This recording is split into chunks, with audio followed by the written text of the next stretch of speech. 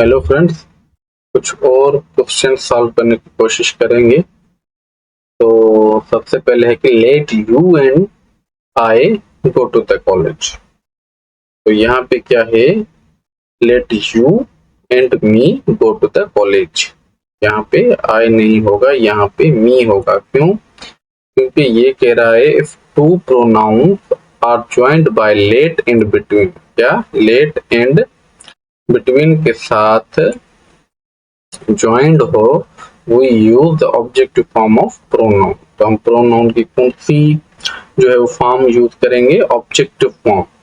जैसे आई की आई का मी होगा, वी का अस, यू का यू। तो यहाँ पर देखो यू का यू सेम ही रहा, ठीक है। ऑब्जेक्टिव फॉर्म ही का हिम, शी का हर, दे का देम, और आई का हमने क्या कर दिया?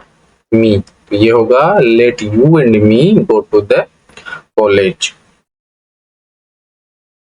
फिर नेक्स्ट क्वेश्चन है he is taller than me. तो ये क्या होगा? He is taller than I.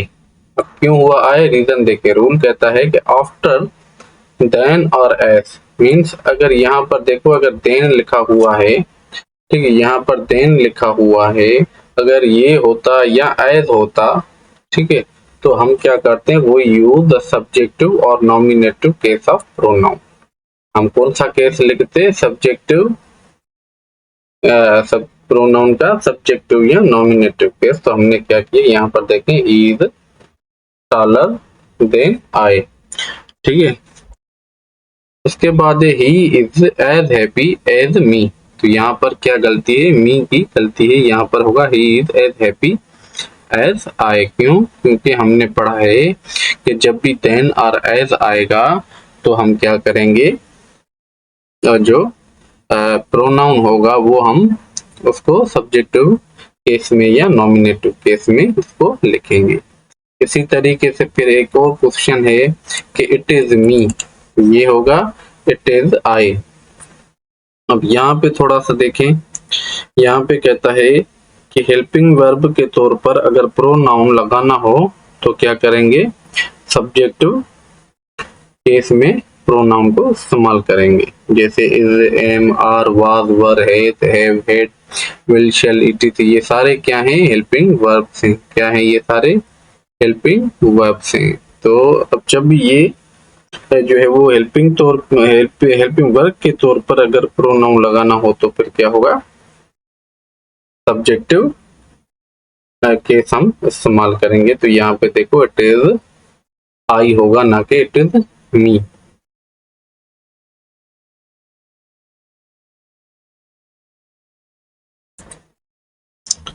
Next question है it is them who are responsible for this deed. तो ये होगा it is they who are responsible for the deed. अब यहाँ पे देखें हेल्पिंग वर्ब है इज, तो हमने क्या किया? सब्जेक्टिव केस को प्रेफर किया है यहाँ पे। तो ये देम नहीं होगा, यहाँ पे होगा they. This is they who are responsible for the deed, ठीक है। हमने पढ़ा है ना कि जब भी हेल्पिंग वर्ब के तौर पर अगर प्रोनाउन लगाना हो तो फिर हम क्या करेंगे? फाइली हालत लिखते हैं, ना कि मफऊली हालत। नेक्स्ट है he asked I a question.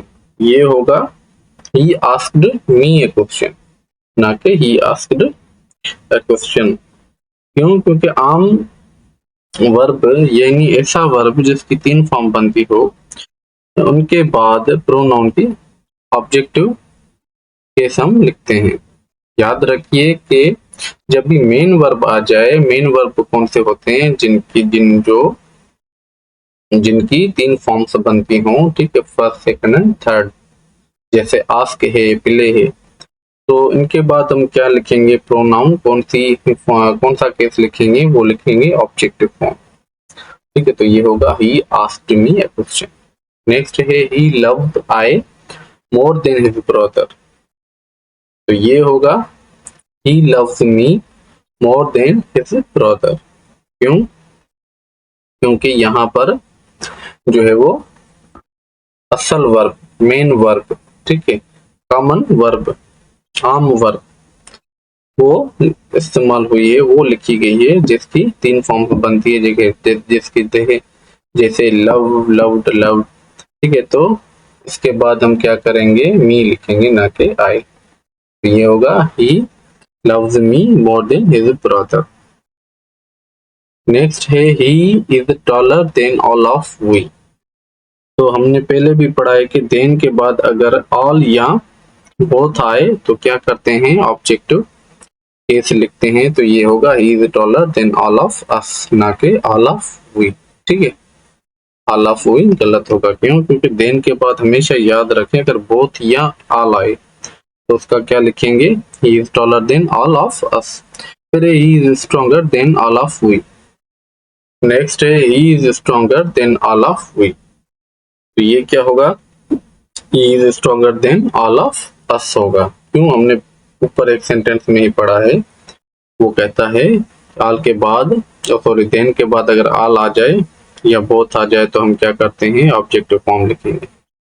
Next है, फिर नेक्स्ट क्वेश्चन है let you and I go to the river. तो हमने अभी पढ़ा है पहले सेंटेंस में कि लेट के बाद, सॉरी लेट या बिटवीन जब भी आए तो उनके साथ क्या होता है कि हम ऑब्जेक्टिव केस यूज करते हैं। तो ये होगा let you and I go to the river. ठीक है, तो ये होगा let you and me go to the river, ना कि लेट यू एंड आई। अब यू की तो ऑब्जेक्टिव फॉर्म आपको पता है कि यू ही होगा और आई का फिर मी में होगा। इसी तरीके से फिर ये होगा let you and me go to the river. Next है it might have been him. ये होगा it might have been he. क्यों? हेल्पिंग वर्ब, हेल्पिंग वर्ब कौन सा है, देखो ये माइट हैव बीन, ये क्या है, हेल्पिंग वर्ब है। अब इसके बाद क्या होगा, सब्जेक्ट प्रोनाउन की सब्जेक्टिव फॉर्म यूज करेंगे। तो ये होगा it might have been he, ना कि it might have been him. ठीक है, हेल्पिंग वर्ब के बाद हमने पढ़ा है ना कि सब्जेक्टिव फॉर्म यूज करेंगे। नेक्स्ट है I like you better than him. ये होगा I like you better than he. क्यों? क्योंकि देन और एस के बाद प्रोनाउन की क्या करते हैं, हम सब्जेक्टिव केस यूज करते हैं। तो ये होगा I like you better than he, ना कि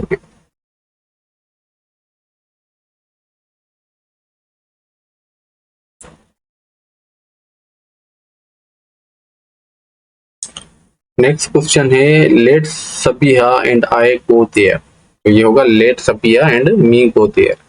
क्यों? क्योंकि लेट के बाद हम क्या करते हैं, ऑब्जेक्टिव फॉर्म यूज करते हैं। फिर between you and I he is a cheat. Between you and me he is a cheat. Between के बाद भी हम क्या करते हैं, ऑब्जेक्टिव फॉर्म को यूज करते हैं, ना कि सब्जेक्टिव फॉर्म को। फिर नेक्स्ट है if I were him I would not do it. तो ये कहता है हेल्पिंग वर्ब के बाद हम क्या करते हैं, प्रोनाउन की फाइली हालत यूज करते हैं। तो ये होगा इफ आई वर हिम, नहीं इफ आई वर ही। ठीक है, I would not do it.